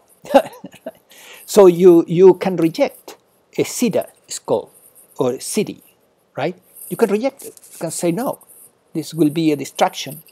I'm attempting to quiet this machine, and I don't want connecting with other beings that are in another star, right? A star system, or in another dimension. It could be very interesting and very enticing, right? I connect with physics, with aircraft, craft, machinery, things like that. Right. I stay away from, I try to stay away from entities, but unfortunately, I'm not successful in it. I understand, and I don't know if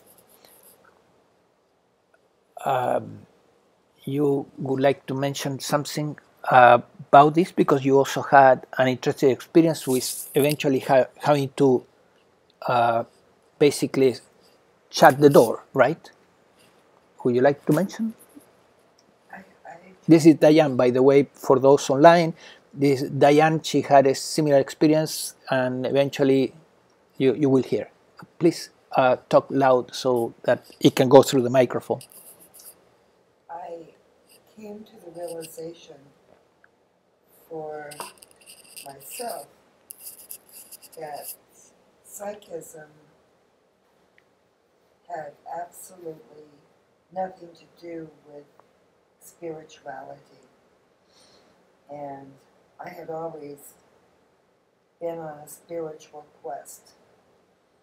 I wanted to know God, and I wanted to merge with God. And psychism for me, I realized, my ego was beginning to wrap around it. Yes. The abilities, the things I was experiencing, etc. And for me, it became a distraction. A distraction, right. And I didn't want it anymore. I just said no more. And see, and when Diane said no more, why it works? I would say it works because at the relative level of existence, as separate beings, we have free will, right? So the minute you say, no more, I don't want this, that's it. You will begin to get disconnected from all this stuff. So it's very personal. Some people have a different experience. They feel that these abilities have helped them spiritually. Maybe it's the case. So each case is unique, right? But here Diane is sharing some interesting first-hand experience with this. Any other one?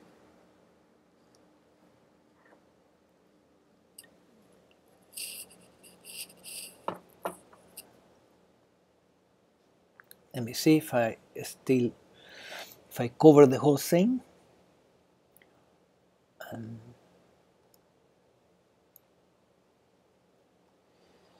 Yes, for some people it works to talk to this voice, right? And tell the voice in the head, shut up,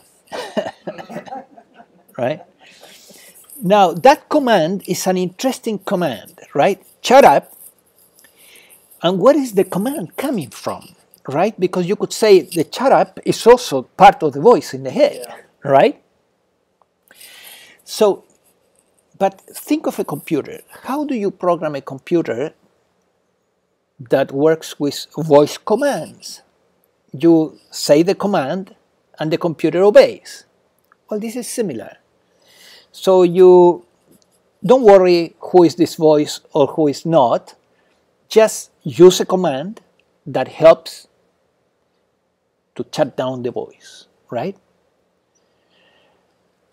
If that works, fantastic. It will work for some, it will not work for others. To complicate this method a little bit more, think about the truth, how truthful it is that awareness can take over the thinking process. Awareness or consciousness, which is your true self, can also take over this voice in the head and operate through it. How do we know that? Because all teachers, that's what they do. They get out of the way and they allow, in a way, the thinking process to rise and to come from the silence, so that they can speak from consciousness directly and not from their programs. And then, how do you do that as a teacher, right? For example, a healer does the same.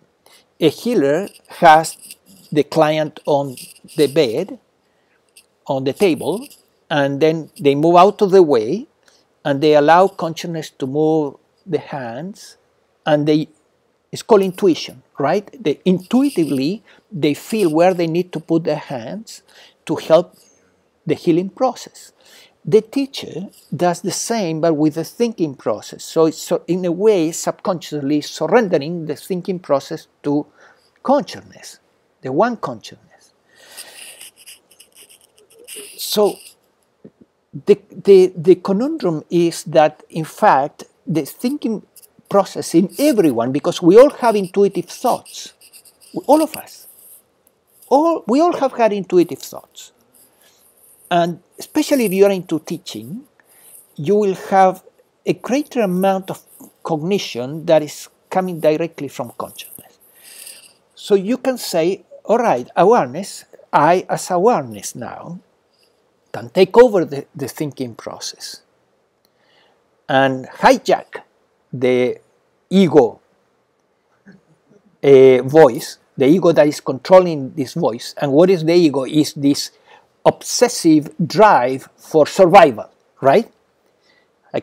I as consciousness can take over and use the thinking process. So now you have two voices in the head. One is coming from consciousness, the other one is coming from the ego, right? And you have two voices, you can have a conversation. Which begins, then we begin to go into David's problem, right? I can just see this. So No, I won't. Yes, I will. You get into the fight with yourself. Right. I've always said so, that they should. but so what I would recommend is that you limit this interaction, because otherwise you will need to have dialogues in your head, right? And eventually the ego will take over, and there will be just this stupid voice in the head now playing a dialogue. So I would recommend that you use the concept of commands, right? You establish certain commands that could be helpful to quiet down this voice or to take over this voice. One important question. Is the source of the voice or the content of the voice limited to your own mentality, or does it come from, can it come from external sources? Okay, so David is asking if this voice in the head may be only the reflection of the mind-body-organism programs and idiosyncrasies, or it may be picking up thoughts that are floating in the environment, and the brain would be like a radio that is tuning itself with negative thoughts in the environment and is running all that material. I would say there is some truth to that possibility, that you pick up paranoid thinking that is in the environment or other type of thinking. So environment is very powerful, right? And why we like to go to a place that is very serene and in nature, or surround ourselves by harmonious people, right? And people that have a calmer mind, because that environment helps the brain. The brain, I would say, is a very social organ, and therefore it connects at some level with other brains in the room. Even if there is no talking, still there is some level of connection there, and therefore choosing our company correctly is, I would say, is the 101, 101 of the spiritual path. If we choose the wrong company, we cannot really expect results in the spiritual path. We are cheating ourselves, and that is the same than the Alcoholic Anonymous, right? You go to AA, and the first thing you will hear there is a recommendation: hey, you need to change your friends, right? If you're not going to change your friends, you are wasting your time. And so it's the same. And when we start the spiritual path, actually we are pretty much addicts. We're addicts to a lot of things. We are addicts. One of the things, we are addicts to thinking, right? So either we begin to connect with people that have a healthier way of experiencing life, and brains that are more quiet, or we will never make it. As simple as that, we will never make it. That's why people go to monasteries, they go to ashrams, they go to retreats, they go to workshops where everybody's in the same. It's really fascinating what can happen in a retreat, right? Or in a group with people that are awakened, for example. Well, Tim you use a particular word, which is when two individuals are talking about spiritual matters, then there is a saying in Sufism, it's called Sobe. Sobe. Sobhet, maybe? Yeah? And that was when Rumi was talking with his spiritual teacher, Shams. Yes. The conversation was outside of time. It was like Kairos time, not Chronos time. Like such high quality, such elevated talking that you are transformed Right. in the process of the discussion. Right. Not just chit chat or, you know. Right. Very good. And you mentioned that this, something I remember, like 1,000 hours of meditation are 1,000 hours of prayers is equivalent to 1 hour of meditation. And can you repeat that? Yeah, it was like it was like 10,000 hours or something of meditation was equal to, or prayer was equal to 1,000 hours of meditation was equal to 1 hour of sobe. Yeah. Something like that. Something like that, right. That just to emphasize the significance of this. How powerful it is as compared to other. Right. Right. That's the case. My experience has been like that. That the benefits of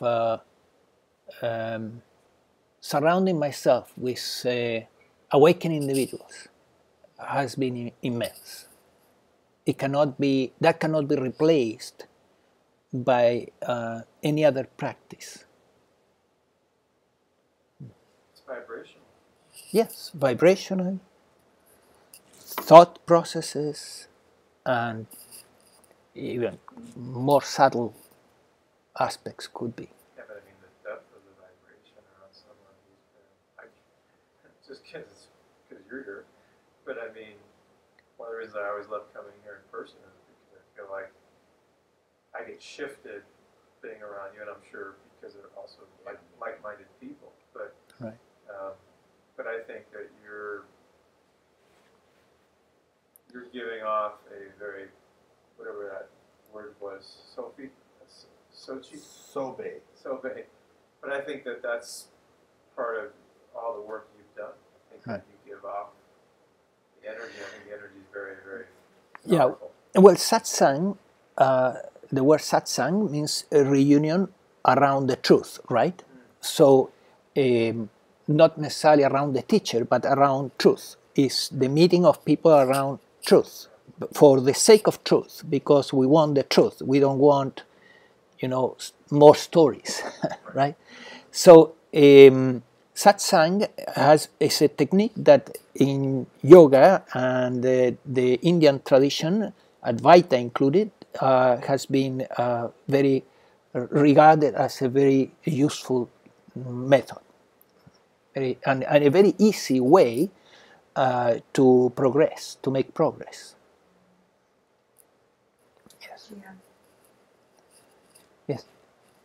It seems to me the only truth is within consciousness. Yeah. There is no truth otherwise. Right. It's just stories. So Diane is saying the only truth is consciousness, right? And well, this word truth, is so extraordinary, valuable in the spiritual quest, because truth is the opposite of illusions, right? So truth is not something that is coming and going. Thoughts are coming and going, so they are part of the illusion. Yeah, they are like a movie. And even sensorial experiences, the senses, the sensorial experience is also coming and going. So it's not the truth either. What is it? It's not the truth either. What is it? Sensorial. The sensorial, the sensory inputs, right? The sensory inputs. We are having visual inputs, auditory inputs, but they are changing. They are constantly changing, right? So that's not the truth either. See, in Buddhism, they say what is real, the truth, does not come and go. It's permanent. And everything else, the unreal, is in constant change. The movie of life. So the movie of life is thoughts, sensations, beliefs, which are also changing, right? Drives, also. Our motivations, right, are also changing, coming and going. And the emotions, they are coming and going too. So we have 5 elements. If you sit down and you grab a pen and paper and you just ask this very stupid question, right? You ask yourself, what is in the human experience? What is here in the human experience happening? And you begin to write down what you encounter. You will encounter emotions, thoughts, drives, beliefs, and sensations. Nothing else. And they are all coming and going. They are fluctuating. Yeah, it's a movie, it's a dance of these 5 mental objects. And that's life. That's what we see in the movie. But the interesting thing is that there is one more thing. And that's the only constant. There's just one more thing, and it's awareness. There's awareness of these things. If there was not awareness of the thoughts and emotions and so on, then they would mean nothing. They would be there, but nobody seeing them.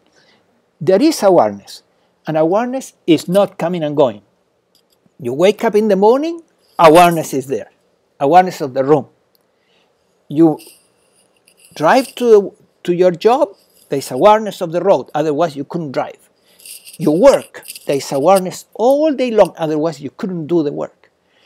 You come back home, you watch TV, there is awareness of the screen. You fall asleep, there is awareness of the dreams. You go into deep sleep, still awareness is there. If somebody moves the body, you wake up, and the next morning, awareness continues to be there. Awareness has always been with you in your experience as a human being, 24/7, never fading, constantly there. Constant. And then, from birth till now, the only constant in your life is awareness. Therefore, you are not coming and going. Your true self is informing you that you are always here, and therefore you are awareness, because everything else is changing.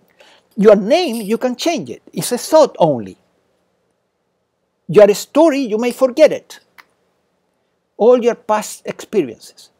Therefore, you are awareness. I'm awareness, you are awareness, we're all one awareness or one consciousness. The one consciousness. And that's the awakening.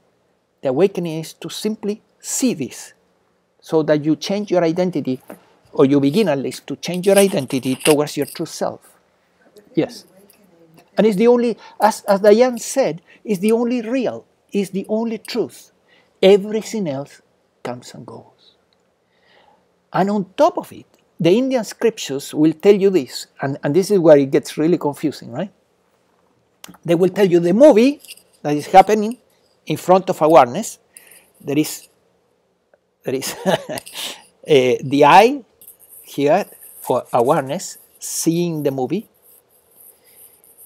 And then the Indian scriptures will tell you the movie is also consciousness, right? And then there you have the conundrum, the whole thing. Because now, if that is true, it means that the perceiving of the movie and the perceived, which is the movie itself, are one, right? And they are both consciousness. So this thing, ultimately, is not matter, it's consciousness. In a frozen state, everything is consciousness. The Buddhists say everything is nothingness. And nothingness is everything, meaning nothingness in Buddhist tradition means consciousness. Yes, David? The question that comes to my mind in this speech here is, I worked for Paramount Studios and the motion picture industry driving vehicles, and I got involved with their subliminal programming people a lot. So how much pollution is the subliminal programming is used in advertisements, for example, in everything? How is this affecting consciousness? The pollution? Subliminal programming, you know, the fine little art of selling things, you know, the fine little art of putting messages in photographs and right. advertising and stuff like that. So David's question is about subliminal and what effects is it having on people? Right, and marketing and all this message that we're constant messaging that we're constantly being bombarded with, how it's affecting consciousness. Exactly. Well, I would say that consciousness, in a way, it's always unaffected. What? Unaffected. Okay, unaffected. Consciousness is formless to begin with. It doesn't have a form, right? Yeah. So what is really affected by all this garbage is the mind-body organism. All the machinery that is in here is affected by all this stuff goes in here. Stuff, right? Yeah, that makes sense. Right. The human. We're damaging the human, right? Okay, well that's good. Thank you very much, because now I know I have a way of shutting the door. Yes. Mm-hmm. Within consciousness or within awareness,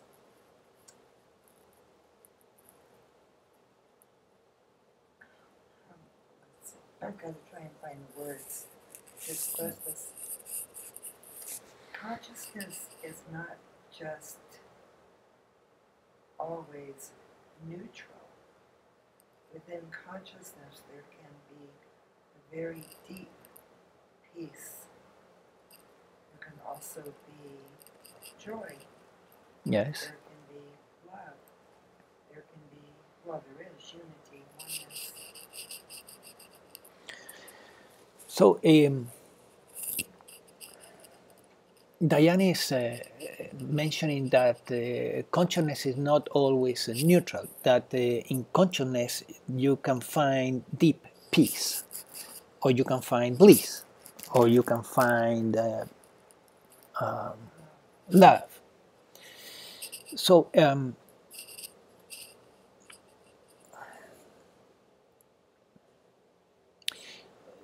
bliss, which is considered the highest feeling, along with peace, same at the same level, in fact, calibrated according to Hawkins at 600.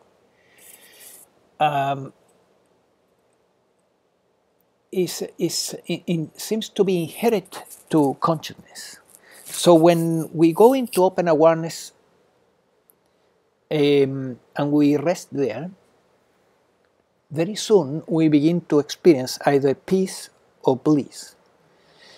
So in the Indian scriptures, the divine is called Satchitananda, and Satchitananda means conscious ever new bliss.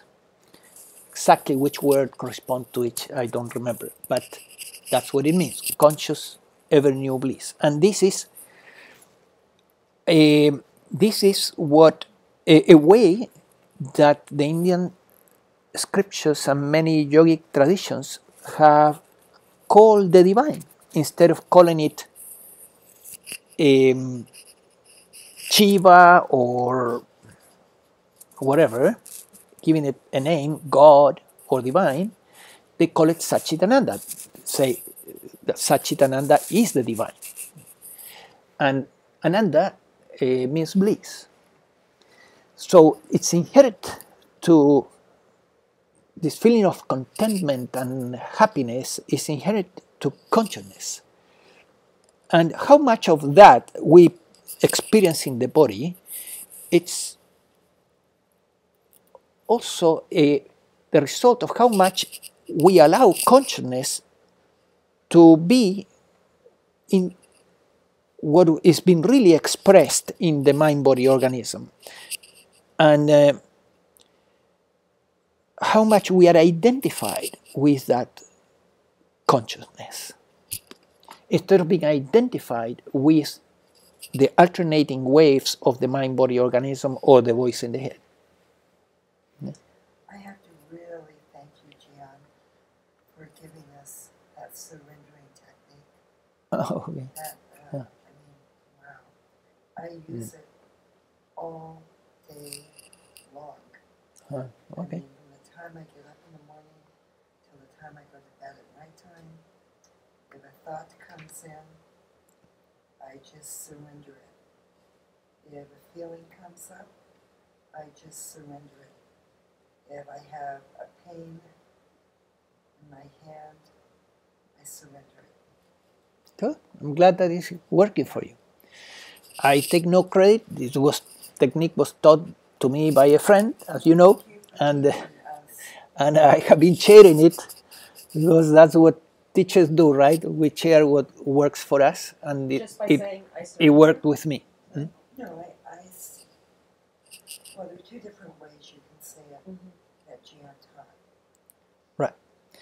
Yeah, there are different ways to phrase, or templates are called for the surrendering technique. I would prefer not to go there today because I have presented it several times, but yes, I'm sure that Diane is going to do a good job helping you to. One of your Hmm? one of your satsangs is on YouTube. Yes, there is a satsang that is entirely about this, and surrendering. right. You can probably just go to YouTube. Okay, well, believe it or not, we have been here for 2 hours and a half. No, 2 hours and 20 minutes. That's So 2 hours and a half. let's lifespan. call it a day. A lot. Boy, that went by. Thank you so much for coming. Thank you. Such a nice group, lots of good energy, excellent questions. I really appreciate the opportunity Now, to be with you. in 2 weeks, where are you going to be? Are you going to be back at Shumi? Or are you going to be here?